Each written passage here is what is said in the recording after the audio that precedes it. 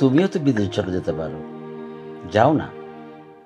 তোমার যা কথা, আমি বিদেশে চলে গেলে তোমাকে খিচুড়ি কে রান্না করে খাওয়াবে শুনি? আমি সুরুচি, আমার হাজবেন্ড পরমেশ, আর আমাদের মেয়ে ঐশী। হ্যালো অজয়, অদিতি, তোমরা ভালো আছো?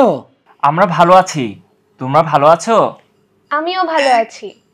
বাবা মা, আমরা দুঃখিত। বলেছিলাম কচু আনতে, আর এনেছো কাঁচকলা।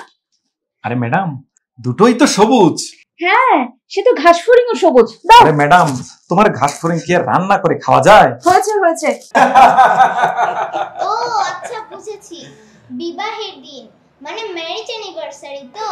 মা, তুমি রান্না করলে যে স্বাদ পাওয়া যায় তা কি আর বাবা করলে হবে? হবে না তো। আর সাফাই গাইতে হবে না। হ্যাঁ সুরুচি, ঐশী তো ঠিকই বলেছে। তোমার কি তুলনা হয় বলো? কোথায় আগরতলা আর কোথায় চৌকির তলা। ঢং।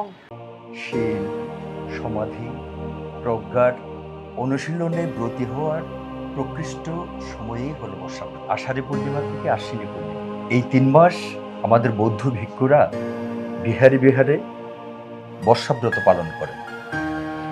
প্রবারণার মূল শিক্ষা হলো ভুল স্বীকার করা, নিজেকে সংশোধন করা এবং সৎপথে ফিরে আসা। অথচ আমরা নিজেরাই আমাদের সন্তানদের সময় দিতে পারিনি।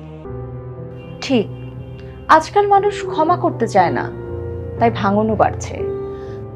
তোমার আবার কোন দিকে ভাঙন হলো সুরুচি?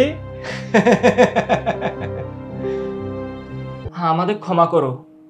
তোমাদের পাশে না থেকে আমরা শুধু নিজেদের নিয়েই ভেবেছি। আমরা বুঝতে পারিনি তোমরা কতটা একা। আমাদের ক্ষমা করো। এবার থেকে নিয়মিত যোগাযোগ করব। হ্যাঁ, প্রতিজ্ঞা করছি উৎসবে সময় বের করব, শুধু ভিডিও কলে নয়। এই সাবধানে ধরো, মানুষের সাথে তোমরা না উড়ে যাও। এই আলো যেন আমাদের মনকে আলোকিত করে। যদি আমরা সবাই ক্ষমা করতে শিখি, তবে সমাজই হবে আলোয় ভরা।